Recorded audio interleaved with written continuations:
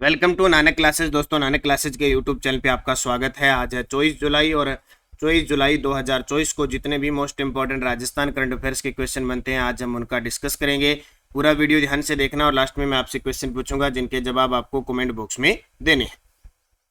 आज हम पढ़ेंगे उदयपुर में G20 समूह की भारत बांग्लादेश GSC मीटिंग आयोजित, फिलिप थॉमस को अति विशिष्ट सेवा मेडल सम्मान और मेवात, डांग, मगरा और सीमा विकास क्षेत्र कार्यक्रम की आज हम आर्थिक समीक्षा के अनुसार चर्चा करेंगे। तो करें स्टार्ट आज की क्लास। सभी प्यारे साथियों को प्यार भरा नमस्कार, गुड मॉर्निंग। एक बार वीडियो को लाइक कर दो, शेयर कर दो। अगर आप चैनल पे नए हैं तो इसको सब्सक्राइब कर दो। तो करें स्टार्ट सबसे पहले कल के क्वेश्चनों के साथ। कल हमने पढ़ा जल जीवन मिशन के तहत नल के माध्यम से सभी घरों में जल पहुंचाने वाला प्रदेश का पहला ब्लॉक कौन सा बना है? तो मांडल। और मांडल कहाँ पे है? भीलवाड़ा में। प्रदेश के किस खान को जियो पर्यटन स्थल के रूप में विकसित किया जाएगा? जावर, उदयपुर। राजस्थान शिक्षा विभाग द्वारा प्रदेश में किस दिन को कारगिल विजय दिवस के रूप में मनाया जाएगा? 26 जुलाई। कलराज मिश्र ने राज्यपाल के रूप में अपना कार्यकाल 5 वर्ष पूरा कर लिया है। इन्होंने राजस्थान के राज्यपाल के रूप में शपथ कब ली? 9 सितंबर 2019।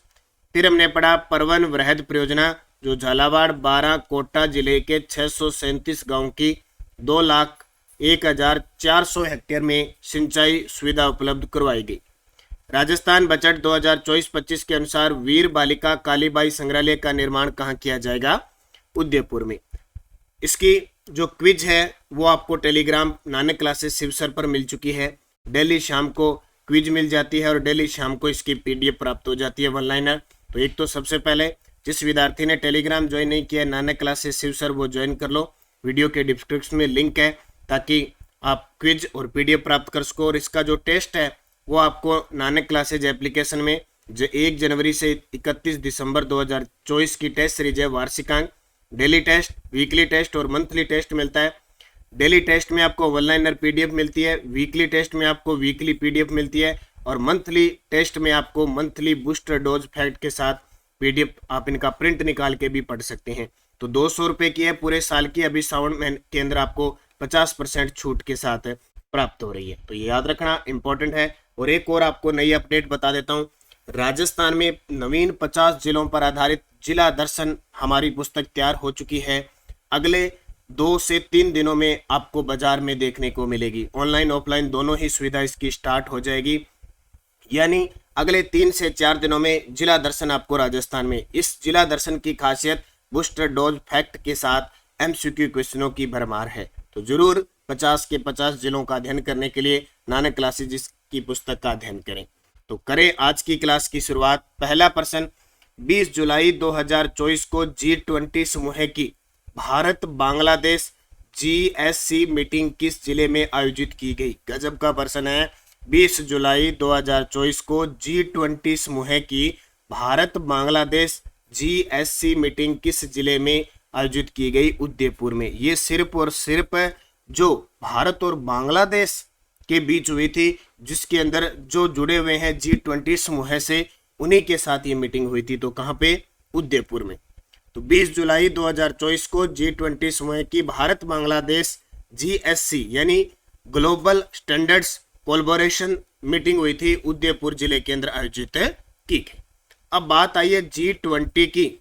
तो आपको ये पता है कि G20 का 2023 में मेजबान देश भारत था, यानी भारत ने इसका मेजबानी की थी। इंपॉर्टेंट है। अभी जैसे यूनेस्को के सत्र की आयोजना कर रहा है भारत, उसी प्रकार 2023 में G20 सम्मेलन का आयोजन भारत में हुआ था और उसके संदर्भ में राजस्थान में भी हुआ। और ये वेरी वेरी इंपॉर्टेंट प्रश्न बनने जा रहा है। हालांकि बहुत बार एग्जामिनर पूछ चुका है, लेकिन फिर भी आपको बूस्टर डोज याद रखनी है।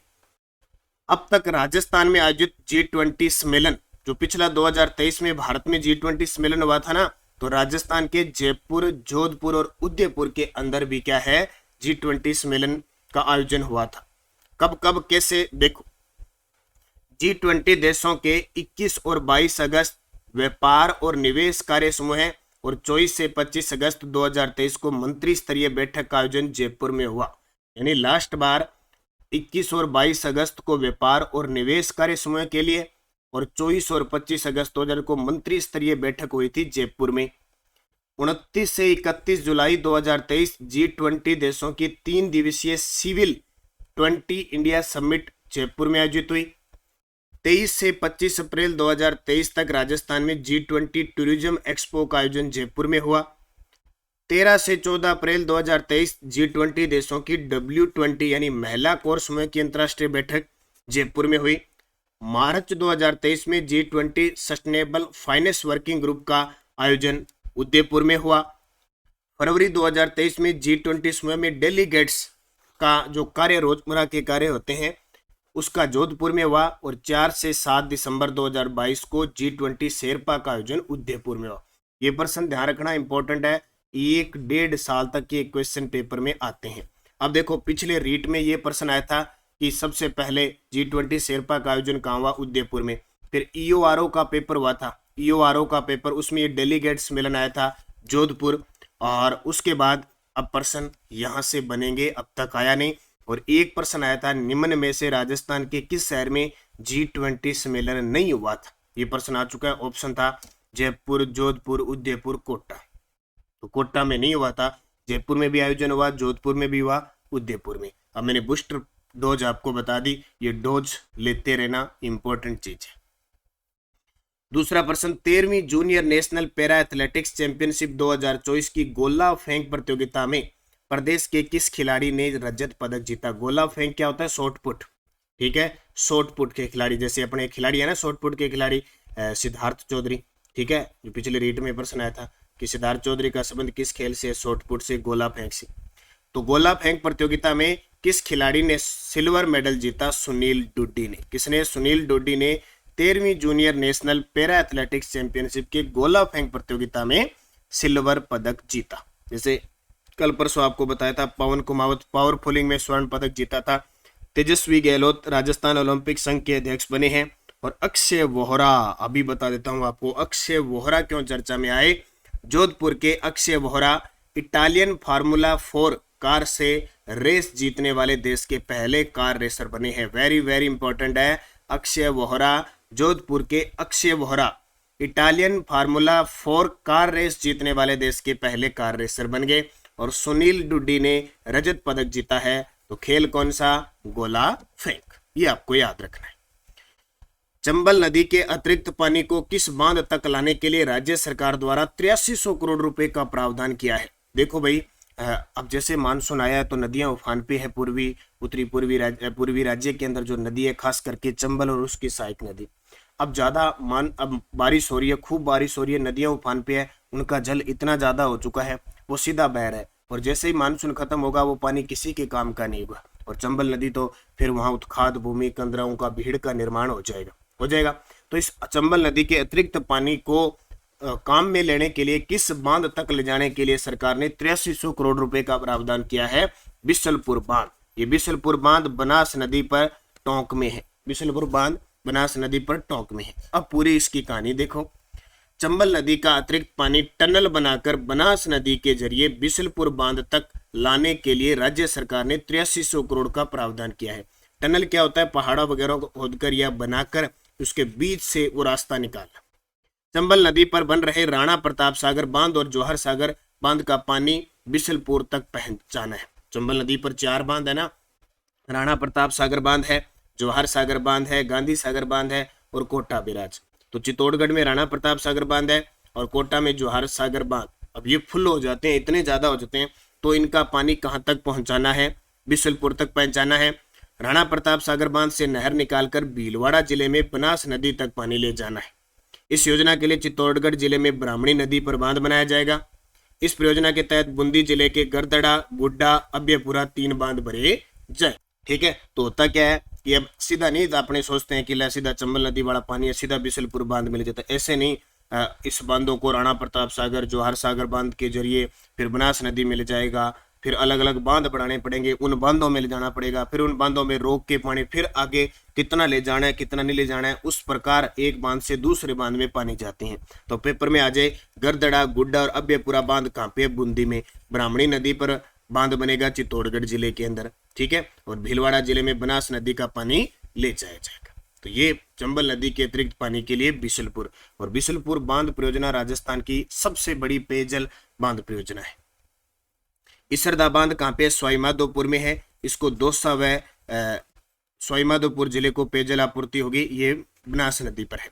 रामगढ़ बांध जयपुर के अंदर है। जयगढ़ बांध अलवर के अंदर है। और जयगढ़ झील कहाँ पे है? जयगढ़ जो झील जो जयगढ़ बांध है ये जयपुर के अंदर है। रामगढ़ बांध जयपुर में। आपसे पूछे जयसमंद बांध कहाँ पे? अलवर में। और जयसमंद झील कहाँ पे है? सलूम्बर में।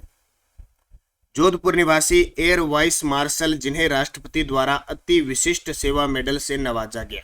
जोधपुर के निवासी हैं, एयर वाइस मार्शल है, इसका मतलब वायुसेना से संबंधित है, जिन्हें राष्ट्रपति द्वारा अति विशिष्ट सेवा मेडल से नवाजा गया। उनका नाम है फिलिप थॉमस। फिलिप थॉमस इनका नाम है। इन्हें अति विशिष्ट सेवा मेडल से सम्मानित किया गया। मेजर मुस्तफा बोहरा, मेजर विकास भांबू, चंद्रपाल सिंह, हरिकेश मीणा, इन सब का नाम आपने सुना है, कुछ दिन पहले ही मैंने करवाया था। इन्हें कौन से अवार्ड मिले वो भी बूस्टर डोज में पढ़ेंगे। तो एयरफोर्स मुख्यालय में तैनात air vice marshal Philip Thomas को अति विशिष्ट सेवा मेडल से नवाजा गया। राष्ट्रपति भवन में सेना अलंकरण समारोह में तीनों सेनाओं की सुप्रीम कमांडर, तीनों सेनाओं का सर्वोच्च सेनापति कौन होता है? राष्ट्रपति होता है। तो द्रौपदी मुर्मू जी ने फिलिप को सम्मानित किया। ये जोधपुर के निवासी हैं। उन्हें गत साल बाड़मेर एयरबेस तैनात मिग 21 बाइसन की नंबर 4 स्क्वाड्रन का कमोरोड कमांडेंट नियुक्त किया था। वे स्पेन के मैड्रिड शहर में हायर डिफेंस स्टडी कोर्स कर चुके हैं। मिग 21 बाइसन एयरक्राफ्ट पर 1000 घंटे की उड़ान का भी इनका रिकॉर्ड है। तो नाम याद रखना, जोधपुर निवासी फिलिप थॉमस, जिनको अति विशिष्ट सेवा मेडल से राष्ट्रपति के द्वारा सम्मानित किया गया। अब बूस्टर डोज देखो। भरतपुर के चंद्रपाल सिंह मरणोपरांत और झुंझुनू के हरिकेश मीणा राष्ट्रपति पुलिस पदक इन्हें प्रदान किया गया। उदयपुर के मेजर मुस्तफा बोहरा, हनुमानगढ़ के मेजर विकास भांबू को राष्ट्रपति द्वारा मरणोपरांत शौर्य चक्र सम्मान से सम्मानित किया। इन दोनों को और याद रखना है। अब आज मैं आर्थिक समीक्षा 2023-24 के कुछ प्रश्नों को लेके आया हूं और ये एग्जामिनर पूछता है, जैसे मेवात क्षेत्र विकास कार्यक्रम, डांग, मगरा सीमा विकास। अब हालांकि हम बहुत बार इनको पढ़ चुके हैं, लेकिन आज हम पढ़ेंगे, इनको बांटा गया है 50 जिलों के हिसाब से, ठीक है, क्योंकि आर्थिक समीक्षा, इसीलिए तो मैं आपको कह रहा हूँ जल्द ही हमारी, इतने दिन जिला दर्शन की बुक नहीं निकाली थी, कारण था कि सरकार कितने जिले रखेगी, और अब बजट हो गया, आर्थिक समीक्षा हो गया, अब सब पता लग गया कि 50 जिलों से कोई छेड़खानी नहीं होगी और ये हमें आने वाले एग्जाम में क्वेश्चन देखने मिलेंगे। इसलिए अब जिला दर्शन को बाजार में आपको बड़े गजब तरीके से दे दी है। इसकी क्लासें भी आएगी, वैसे नानक क्लासेस शिव सर पर इसकी क्लासें आ चुकी है, तो 3-4 दिनों में ये पुस्तक आपको बाजार में देखने को मिले। सबसे पहले देखो, मेवात क्षेत्र विकास कार्यक्रम के बारे में सत्य कथन बताइए। Very very important. अब जब भी मेवात का नाम आता है तो हम पढ़ते हैं अलवर भरतपुर, लेकिन अब किन जिलों में संचालित होगी ये देख लेना। यह अलवर, खेरथल, तिजारा और डीग जिले के 14 खंडों में संचालित है। अब यहाँ से भरतपुर नहीं है, भी वो जितने भी खंड आए हैं डीग के आए हैं। अलवर से अलग हुआ खेरथल तिजारा और डीग अलग हुआ भरतपुर से। तो अलवर, खेरथल, तिजारा और डीग जिले के 14 खंडों में संचालित है। इन जिलों के 807 गांव सम्मिलित है, यानी 14 खंड शामिल है, 807 गांव सम्मिलित है। इस योजना की शुरुआत 1986-87 से की जा रही है। सारी चीजें इंपॉर्टेंट है, उपयुक्त सभी सत्य है। अब पूरी डिटेल देखो। मेवात क्षेत्र कार्यक्रम, वैसे मैं आपको आर्थिक समीक्षा की क्लासें दे रहा हूँ, 2 क्लास मैं आपको दे चुका हूँ, उसमें मैंने कृषि से संबंधित सारी चीजें बताई है। अब आपको ग्रामीण विकास से संबंधित 3 नंबर पॉइंट है, उसकी चर्चा करूंगा। तो मेवात क्षेत्र विकास कार्यक्रम, मेव समुदाय मुख्यतः अलवर, खेरथल, तिजारा और डीग जिले के 14 खंडों में बहुलता से निवास करते हैं। कार्यक्रम में उपयुक्त जिलों के 807 गांव सम्मिलित है। मेव बाहुल्य वाले क्षेत्रों को मेवात क्षेत्र के नाम से जाना जाता है। इस क्षेत्र के संपूर्ण विकास के लिए राजस्थान सरकार द्वारा वर्ष 1986-87 से मेवात क्षेत्र विकास कार्यक्रम क्रियान्वित किया जा रहा है। अब प्रश्न ये 86-87 सन आता ही आता है फिक्स है, और हम कंफ्यूज हो जाते हैं क्योंकि 77, 78, 94, 95, 1986 से 4-5 ऐसे हैं कि है किसका ये भूल जाते हैं। उद्देश्य आवश्यकता आधारभूत सुविधाओं, अतिरिक्त रोजगार के अवसरों का सर्जन करके क्षेत्र के आर्थिक विकास को प्रोत्साहित करना और लोगों के जीवन स्तर में गुणात्मक सुधार लाना है। इस योजना के अंतर्गत वर्ष 2023-24 के दौरान 40 करोड़ रुपए का बजट प्रावधान किया गया। वित्तीय वर्ष 2023-24 में कुल उपलब्ध राशि का 60.69 करोड़ के विरुद्ध 2.86 करोड़ व्यय किए गए और कुल 98 कार्य पूर्ण हुए। ये याद करने की आपको जरूरत नहीं है। उसके बाद देखिए सीमा क्षेत्र विकास कार्यक्रम BADP यानी बॉर्डर एरिया जो डेवलपमेंट प्रोग्राम है उसके बारे में सत्य कथन बताओ। ये भी बहुत इंपॉर्टेंट है। अब इसमें भी परिवर्तन हुआ है। यह 7वीं पंचवर्षीय योजना के दौरान शुरू हुआ। यह कार्यक्रम राज्य के 5 सीमावर्ती जिलों के 16 खंडों में क्रियान्वित किया जा रहा है। अब इतने दिन क्या पढ़ रहे थे? 4 जिले, सीमावर्ती जिले कितने पढ़ रहे थे? 4। अब 5 सीमावर्ती जिलों के 16 खंडों में क्रियान्वित किया जा रहा है। 1993-94 में यह कार्यक्रम राजस्थान के 4 सीमावर्ती जिलों में शुरू हुआ था। यानी जब शुरू हुआ था तो 4 थे, अब नए जिले बन गए तो 5 सीमावर्ती जिले बन गए। उपयुक्त सभी सत्य है। अब नोट कर लेना, इंपॉर्टेंट है। परिवर्तन हुआ है बहुत सारी चीजों का, इसलिए मैं आपको करवा रहा हूं। तो सीमा क्षेत्र विकास कार्यक्रम 7वीं पंचवर्षीय योजना के दौरान एक केंद्रीय परिवर्तित कार्यक्रम के रूप में लागू किया गया। सीमा क्षेत्र विकास कार्यक्रम आधारभूत ढांचे के विकास, सीमावर्ती आबादी के मध्य सुरक्षा की भावना को बढ़ावा देने के माध्यम से सीमावर्ती क्षेत्रों में संतुलित विकास को सुनिश्चित किया जाए। अब सीमावर्ती जो जिले हैं ना, उससे फायदा यह है कि लोग वहां से जुड़ेंगे, लोग बाग सीमावर्ती हमारे जो सैनिक है उनसे जुड़ेंगे। हमारे सरकार द्वारा इस योजना के तहत क्या है, विद्यालय हो गए, गांव हो गए, वहां विकास के लिए चीजें दी जाती है। ठीक है, विकास के लिए सीमावर्ती, जैसे मान लो अनूपगढ़ जिला है वो इसमें जुड़ा हुआ है। जैसे हम अनूपगढ़ जिले के अंदर है तो BSF हमारी जो काम करती है वो समय समय पर सिविल एक्शन प्रोग्राम करती है।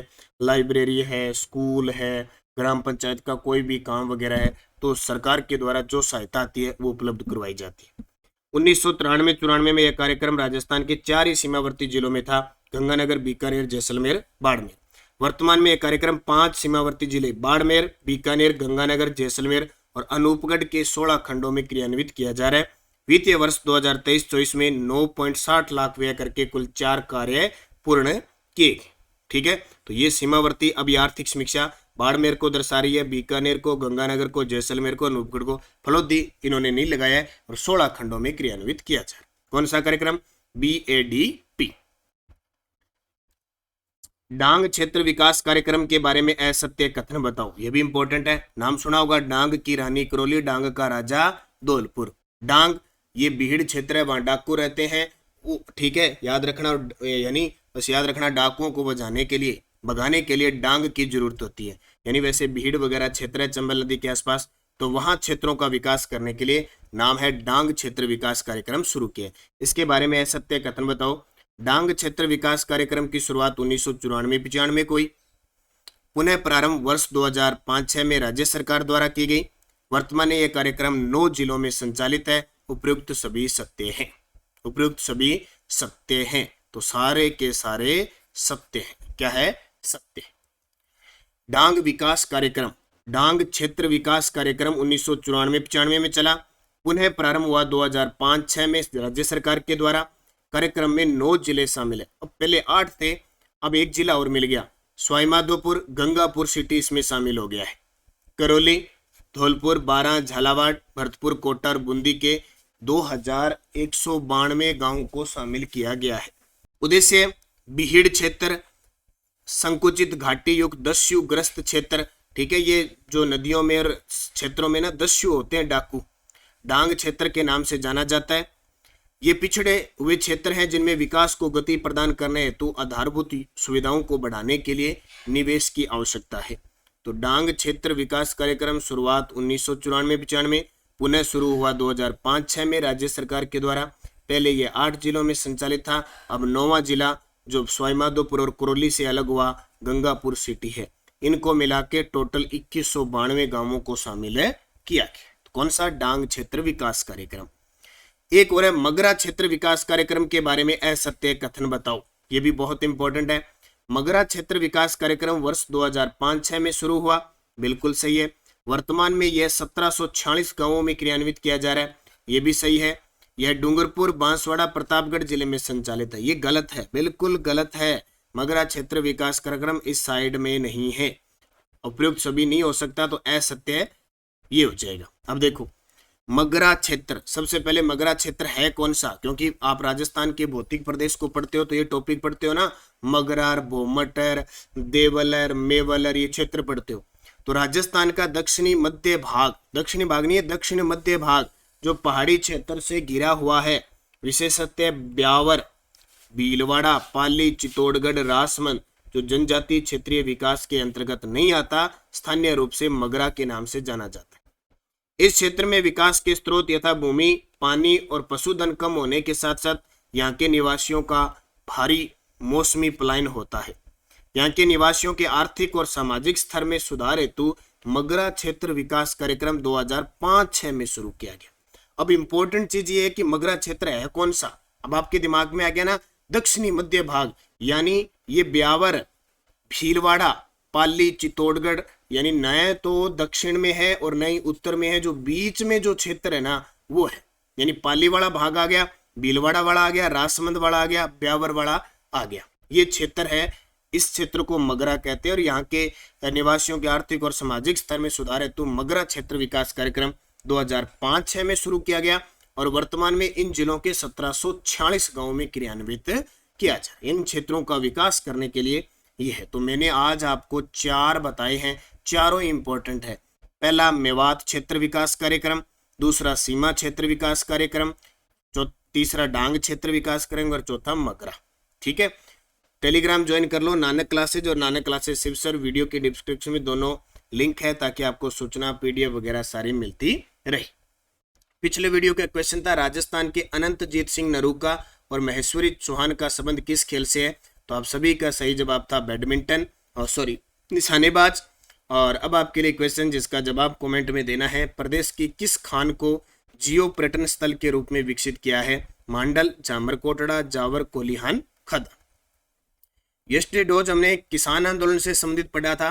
बिजोलिया किसान आंदोलन कब से कब तक चला, 1897 से 1941।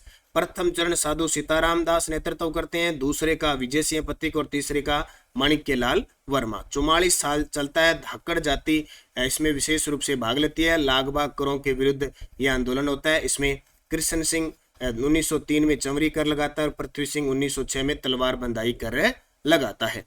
किसान पंच बोर्ड की स्थापना साधु सीताराम दास के द्वारा 1916 में की जाती है। ऊपरमाल पंच बोर्ड की स्थापना विजय सिंह पथिक द्वारा 1917 में हरियाली अमावस्या के दिन वेरी साल गांव में की जाती है, जिसके सरपंच मन्ना पटेल और सदस्य नानाजी पटेल और ठाकुर जी पटेल बनते हैं। राजस्थान केसरी, तरुण राजस्थान, नवीन राजस्थान समाचार पत्र का संबंध है विजय सिंह पथिक। राजस्थान केसरी वृद्धा महाराष्ट्र से निकलता है। फिर तरुण राजस्थान और नवीन राजस्थान ये 1920 में अजमेर से प्रकाशित होते हैं। बिजोलिया किसान आंदोलन में संदेश वाहक का कार्य करते हैं तुलसी भी। तो ये क्वेश्चन बहुत सारे विद्यार्थियों ने शानदार जवाब दिए, उन सभी को हार्दिक शुभकामनाएं। अब आपके लिए क्वेश्चन जिनके जवाब कमेंट में देने हैं। किसान आंदोलन से संबंधित ही चर्चा करूंगा मैं। निमोचना हत्याकांड कब हुआ था? बेंगू किसान आंदोलन का नेतृत्व किसने किया था? भोजी लंबरदार का संबंध किस किसान आंदोलन से है? रावड़ा गढ़साना किसान आंदोलन का संबंध किस जिले से है? और मानगढ़ धाम हत्याकांड कब हुआ? पांचों के जवाब जाते सारे विद्यार्थी कमेंट में दोगे, ये आपका गृह कार्य है। जाते जाते वीडियो को लाइक और शेयर कर देना। बाकी आर्थिक समीक्षा जल्द आ रही है और करंट अफेयर्स की पुस्तक तो हर एक विद्यार्थी के हाथ में होनी चाहिए। जनवरी 2024 से जुलाई 2024 10 जुलाई बजट को समेटे हुए ये पुस्तक है। ऑनलाइन अगर आप ऑफलाइन लेते हो तो ये 120 रुपये की है। ऑनलाइन डाक की सुविधा हमारी 130 रुपये में घर बैठे आपको मिल जाएगी। 80 580 2200 इस नंबर पे संपर्क करें। 130 रुपये पे करके और अपना डाक एड्रेस और मोबाइल नंबर लिखें। इस पुस्तक की खासियत है टोटल मैंने फ्लैगशिप योजना डाली है। बजट 2024-25 है। चर्चित व्यक्ति है, नियुक्तियां है, महोत्सव, चर्चित स्थल, खेल खिलाड़ी, पुरस्कार, लोकसभा चुनाव, विधानसभा चुनाव, पशु रिपोर्ट, वन रिपोर्ट, राजस्थान में नए पदाधिकारी, संयुक्त युद्धाभ्यास, आयोजन, पोर्टल वगैरह सब सम्मिलित किया है। और जनवरी से 10 जुलाई का करंट मंथली डाला है फैक्ट और बूस्ट डोज के साथ। ये पुस्तक आपके लिए रामबाण साबित होगी। एलडीसी का एग्जाम है, आगे सीएटी के पेपर होने वाले हैं, असिस्टेंट प्रोफेसर का है, सेकंड ग्रेड का है, संस्कृत विभाग के जितने भी पेपर है उनके लिए बहुत इंपॉर्टेंट है। बाकी करंट से अपडेट रहना बहुत जरूरी है। तो निरंतर मेहनत करो, अच्छे तरीके से पढ़ो, निश्चित आपको सफलता मिलेगी। धन्यवाद। जय हिंद, जय भारत, जय राजस्थान।